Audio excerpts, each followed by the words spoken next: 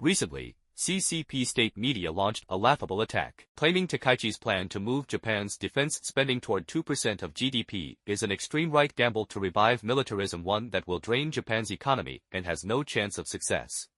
Is that really the case? For decades, Japan's defense spending hovered around 1% of GDP. In recent years, as the security environment worsened, it rose to about 1.4%. Around 2027, Japan plans to raise defense-related spending to 2% of GDP, aligning with NATO's 2% benchmark. In plain terms, Japan is openly adding chips on the table under parliamentary scrutiny, audits, and public oversight. If there is a case of draining the economy, it is not Tokyo but Beijing. China's official military budget has kept a high growth rate for years. In 2025, the defense budget still increased by 7.2%.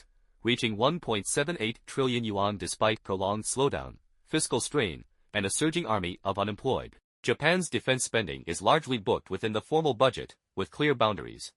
China's so-called defense budget, by contrast, is only the tip of the iceberg.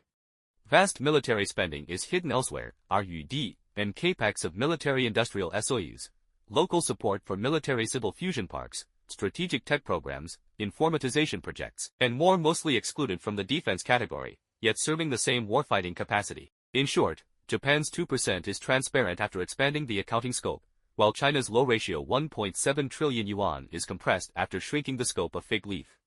The decisive difference is national capacity. Japan is a high-income country with mature wages and social security. By OECD standards, Japan's average annual wage in 2024 was about $49,400.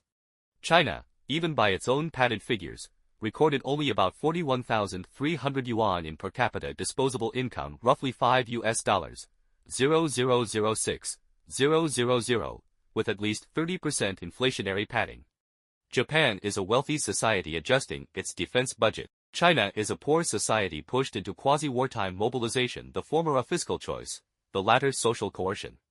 Thus, the CCP labels Japan's defense normalization as militarist revival and a transparent 2% budget as draining the economy, while staying silent about its own relentless extraction, military expansion, provocations, and Taiwan-centered war preparations.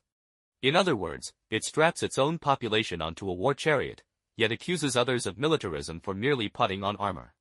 This is not blindness, it is deliberate double standards. Japan raises defense spending because its greatest threat comes from a belligerent, militarized CCP.